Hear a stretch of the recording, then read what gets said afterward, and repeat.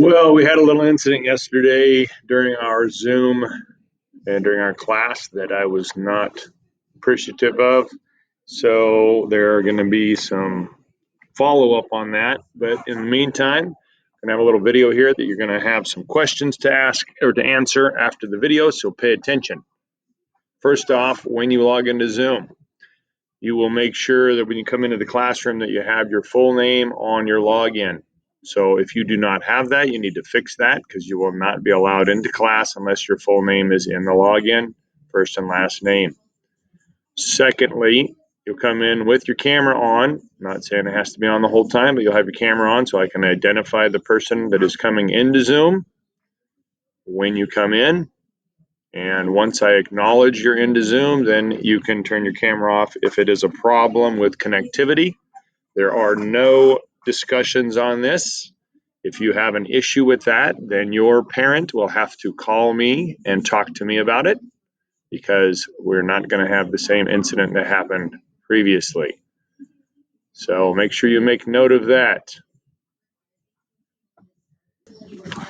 Next, I want to make sure that people understand that everything is recorded on our classroom. Every chat message, every audio message, everything I post, everything you post, share screens, whatever it is, video and audio is recorded.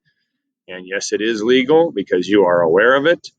If you have a problem with that, then again, your parents can contact me or the administration and we can see what needs to be taken care of there. So know that you are being recorded. So be smart about what you say, what you post, what you do. This includes spamming and throwing up stupid comments in the chat, hogging up the chat when we are trying to ask questions and answer questions. So basically treat it like if you were in a live classroom, sitting in the classroom with the teacher and other students. You wouldn't just start spouting off information, interrupting what's going on. So while I'm demonstrating, while I'm lecturing, everyone should be paying attention. And if you have questions, then you can put them in chat. And if people are asking questions in chat, then I can see that and I can answer those at appropriate times. Next is, of course, attendance. I will start class promptly at 1:40 during the week. On Mondays at 1:45. That's when you are expected to be on. So I suggest you get on before that so that you can avoid problems with logins. You need to make sure that you are logged in and so we can let you into the classroom prior to 1:40. After 1:40, you are considered tardy. If you come in at 1:42, 1:41, you will be marked tardy. Now, if you don't care about that, that's your choice, but I know that I receive emails from parents and I do get things from the office administration about tardies and attendances, and that does go towards your overall grade. So getting to class on time is important. If you cannot log in for some reason, you're having issues, then I expect an immediate email that is time stamped that says you're having issues, and that's why you're not in class at that time, so that at least I know you're trying. So do not come into class 5-10 minutes late and expect everything to be all hunky-dory. I will try to give instructions, as I usually do, as soon as I get done with attendance. That way we can get things done and we can go off and work on things. I like to get things going and you guys have time to work on stuff and have an early afternoon, but that means you're here on time and paying attention to the directions.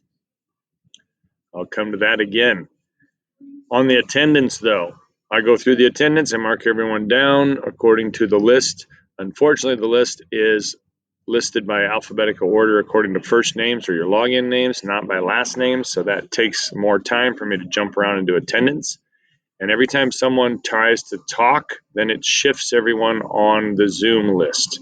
So it takes my attendance, it slows it down because it jumps everybody around and I lose track of where I am.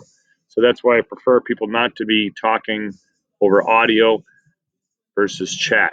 When people come in late, it does the same thing. It shifts all the names around from my perspective. So it jumbles up my attendance and then I end up missing people. I don't want to mark people absent or tardy incorrectly, so you need to be here on time and not be talking audio-wise, so it shifts all the names around. As far as assignments instructions go, I try to make videos of things ahead of time. Sometimes things come up during class that I can't make an audio of, or I can make it while I'm going over things. Again, when people are interrupting verbally, that messes up my recording, and we don't want it to be jumbled around. So it'd be nice if people just paid attention to directions. If it is choppy, I understand that. Then that's why I try to make the video and I can post that. But instructions are very important. I only like to go over them one time unless you have questions or don't understand something, but not because you weren't paying attention. It's ridiculous to have people playing video games, watching YouTube, doing other stuff during Zoom, and then they're asking me questions about stuff I just covered. So don't try to do stuff on your computer while I'm covering instructions. Wait until I'm done and then ask questions, or try to work on it then, but it should be a lot easier if you pay attention. Lastly, if you have questions on something, first off, read the directions, watch the videos, and that usually will answer your questions. But if not, by all means, please email me, talk to me in chat, whatever it is, so we can get things hammered out. So with that, you're going to go answer the questions now. Going to be graded on how well you do on the questions according to the video. So thanks for joining us, and I'll see you on the flip side.